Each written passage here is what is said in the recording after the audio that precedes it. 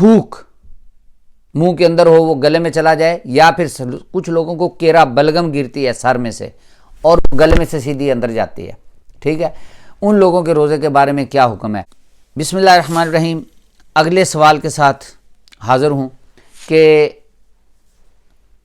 थूक मुंह के अंदर हो वो गले में चला जाए, या फिर कुछ लोगों को केरा बलगम गिरती है सर में से और गले में से सीधी अंदर जाती है, ठीक है, उन लोगों के रोज़े के बारे में। मुंह के अंदर थूक है, थूक अंदर चला गया, उससे रोज़ा नहीं टूटेगा, क्योंकि वो नेचुरली चीज़ है, अंदर से बनता है, उसका कोई अपना टेस्ट नहीं है, तो लिहाजा उससे रोज़ा नहीं टूटता।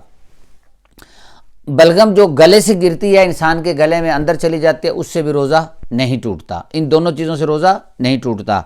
अलबत्ता अगर दांतों से खून आ रहा है और वो खून आपने पी लिया है तो इससे रोज़ा टूट जाएगा। वो खून आपने पी लिया तो इससे रोज़ा टूट जाएगा।